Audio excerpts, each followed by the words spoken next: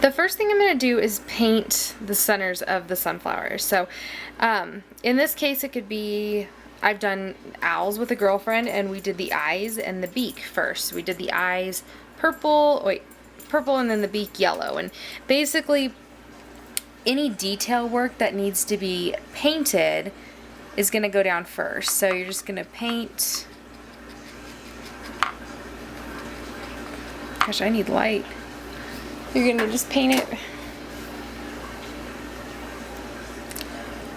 So you want to make sure that your paint is in there, or your chocolate is in there,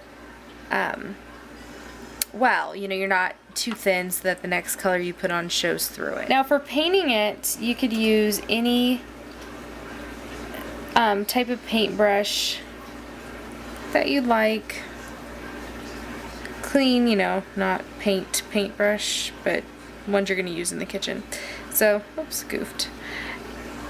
If you have any problems, there you go, clean hands. That's it. So now what I'm going to do is throw these in the freezer until the black part of my sunflowers is hard. Now a tip I have for you if you have just really, really small detail work is to put your stove, this obviously is not going to work with all stoves, but even if you have like a flat surface, like a cast iron skillet or a pan or whatever, I've got a spoon and I'm just dropping a piece of the candy melt in the spoon and letting it melt. It's basically even going to keep its shape because it's going to melt so slow, but that way, you know, you don't have a ton of chocolate in a pan and you're not wasting it. What I'm using today for these sunflowers are these Wilton candy melts. You can get them at Walmart. I got these at Michael's, about $2.50, $3 a bag. They are basically like white chocolate. You can get regular, you know, milk chocolate too, whatever you'd like. These are not the best things for you by any means, but if you're looking for something cute, and in our case like a party favor, they work pretty well. So the first thing you're going to do is melt. As you can see here, I've melted my chocolate. I put my stove on very, very, very low heat and let time do the work for me. Now I am going to fill my pans with my first layer. Once your first layer is nice and frozen, wow, this one almost looks like it's up just from the light, you're going to lay down your chocolate. So now if you were doing some other kind of a mold, you know, this might be your last layer. There, my dishwasher's done. This also might be the time when you put your stick in, if you're doing like a candy pop or a chocolate pop type thing. There's all kinds of molds out there.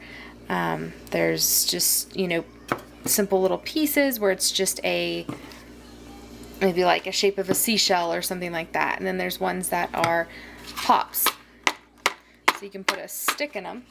Now all I'm doing is kind of even it out, make sure I have no air bubbles on the front.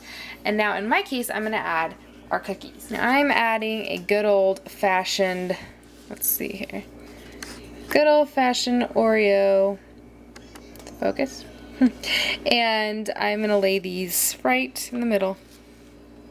Now I played around with this a little bit and I froze them first to see if, you know, if the Oreo, I didn't want the Oreo to show through. I even bought the heads or tails Oreos, just thinking I didn't want the black part of the Oreo. I want it to kind of be like a surprise, but to my surprise, it wasn't a problem.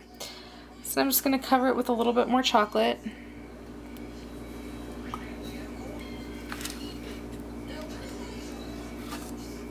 Ooh, that one's full. And then push the chocolate to the edges so that the Oreo is covered. Let's do this guy first. It's huge.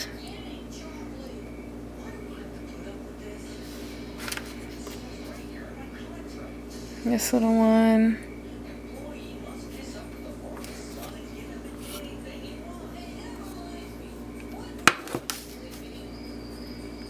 Alright, now once again, I'm going to kind of just